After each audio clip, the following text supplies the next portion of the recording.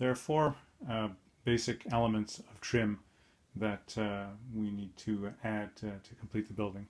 Of course, the main one is the rain gutters that run along the main joints between the roof and the walls on the long sides.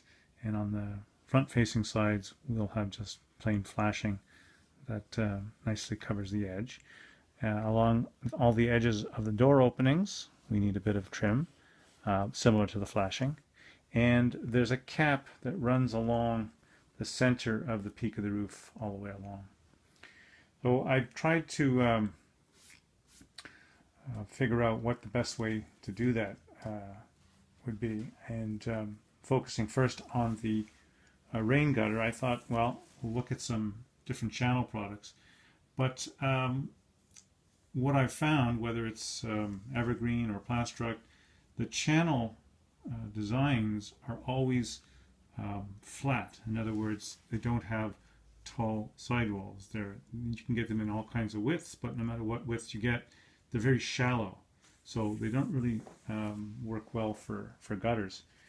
What I'm thinking of doing is taking a pair of angles and gluing them together to make a U-shape. So here, for example, we have two 080 pieces, and when you, it's not an 080, there you go. When you put them together, they make a channel of sorts. Let's see if we can focus on that.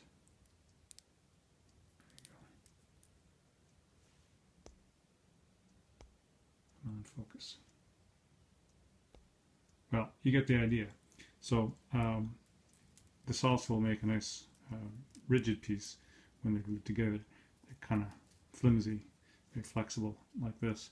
So the real question is, what is the size, the appropriate size of L shapes to use that would make a realistic size for the edge of the roof. Now I've started out here with this 080, and it kind of doesn't look bad. It's seat of the pants here a little bit. I don't have that level of detail on the drawing, so I'm just going by what kind of looks right. And I think this is it. I probably can go up one notch on the size chart to 100 or 0.1. So I'm going to play around with that a little bit and I guess ultimately pick one. For the flashing, I think this size is fine. You hold that up to the edge there. It looks like it's a reasonable cap. And similarly on the vertical corners, I'll need pieces like this to cap the edges and hide the ends of the styrene walls. So that'll be like that. The real trick is going to be getting them painted. For the vertical pieces here, for example, I'm asking myself, do I want to run the red all the way down to corner to make it a nice trim, or am I going to paint, cut them to size and then paint a piece red and a piece white? Similarly along the roof, do I want the trim to be red, so do I have to paint all these little pieces red? Do I want the gutters to be red? I think the answer is yes. The gutters for sure, and probably these pieces red as well. I just need to decide whether I want the vertical pieces to run down to the bottom in contrast to the white, and as well, do I want the trim around the doors to be red or white. I'm leaning towards red. It would kind of define the openings and the edges of the building all the way around, and it kind of complements the red striping. So you'll find out when you see the finished product, but I'm almost sure that I'm going to go with red for the most part. Well, here are our three rain gutters. spliced together to make the 3 lengths that we need. One for each edge of the roof. One there, the longest one here, and another shorter one here for the pallet storage loading area. And as mentioned before, each of these is made up of a pair of L-shaped sections. That's these here, and since they're only 14 inches long, they're spliced together as needed to get the correct length. They've got a bit of a curve to them. I'm hoping that when they get glued in after they're painted, they will straighten out. They are quite flexible, so I don't think that'll be a problem. And the ends facing the front, I've put a little cap on each of them with just a tiny bit of styrene. Let's see if I can focus on that. There you go. Tiny bit of styrene sheet. That's from this package here that I purchased. This is also going to be used for the cap along the roof. There's quite a lot that comes in one package, so I've just been cutting up this strip here with scissors to make the splice joints and to make the end caps. So ready for painting now. Give it a nice coat of red, and we'll install that, and then we'll carry on with the rest of the corner braces. Here we have our 3 gutters all painted up. The trick here is to use a long piece of masking tape and hold the gutters in place on that long masking tape. We fold the ends under, tie it down to say an old box, an old shopping carton, like I do in the garage, and spray it. And what of course that does is where it's sticking to the masking tape is the side that won't be painted, but that's the side you want to glue onto the edge of the roof, so that works out well.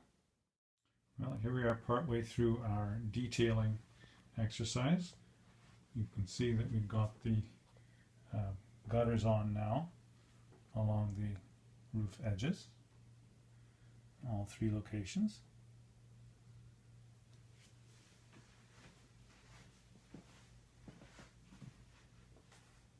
And on the pallet storage area, the use of the red contrasts nicely with the bright white roof and the off-white walls, so that I think worked out nicely. We cut out all the remaining angle pieces that will be used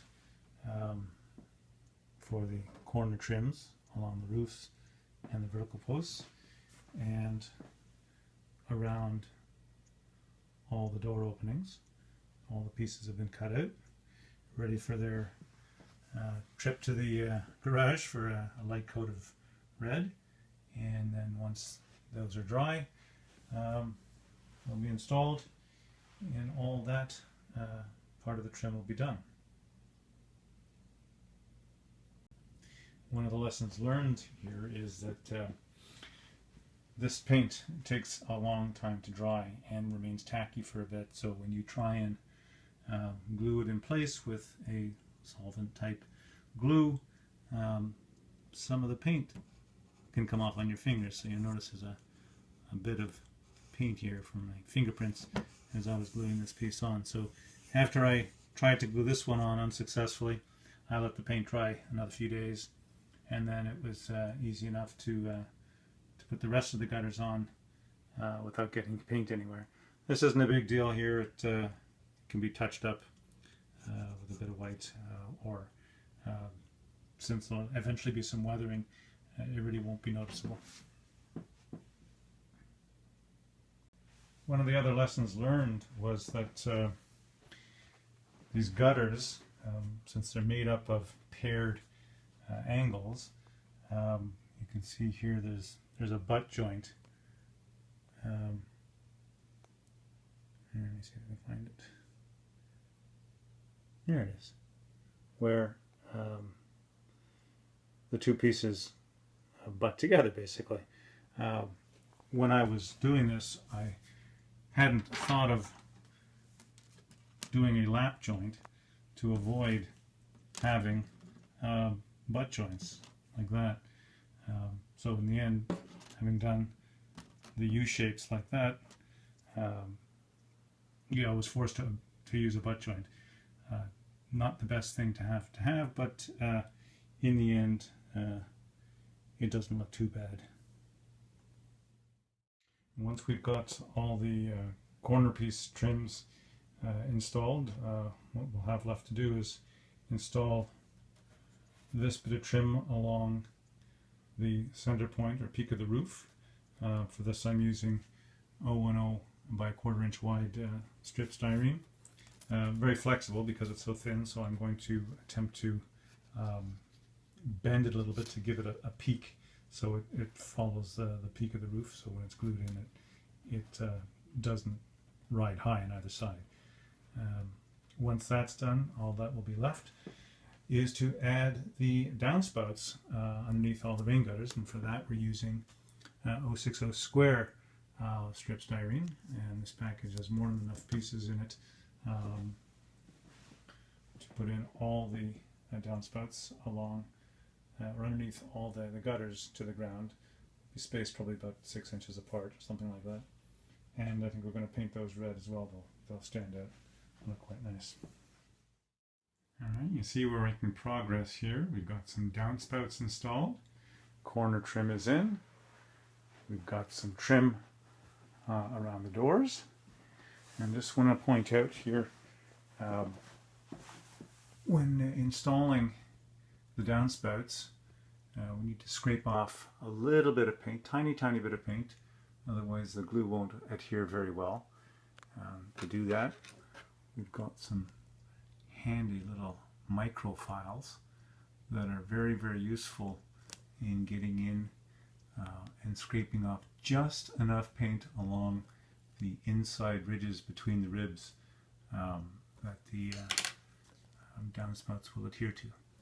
So I've got that going on all along here where you see the red strip, and we've done that as well along the white, barely visible here, but we have scraped away some paint, and that will complete the downspouts. The last bit of detailing here for the roof is to put the center cap made from these 1/4 inch wide thin strips of styrene.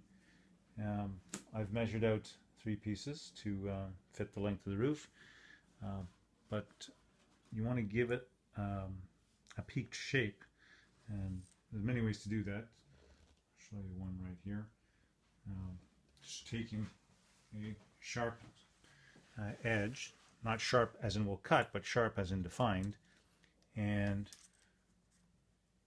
you can hold it roughly halfway across its thickness and just gently rubbing your finger across it, making sure it stays in the middle, and it'll roughly bend around that edge, and you end up with a nice little peaked shape. And here we are, the finished product in blazing sunshine. Nicely showing off all the details. The 2 tones of white, separated nicely by the red rain gutters, accented by the red downspouts.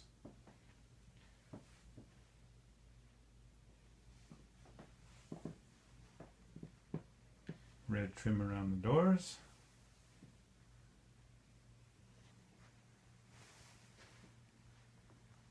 And more downspouts this side. This has been a 7-month-long project. It's been fun. It's been excruciatingly detailed, but I think worth the effort. One more video to go in the series, and that will take us back down to the layout and see how the building fits in its overall surroundings.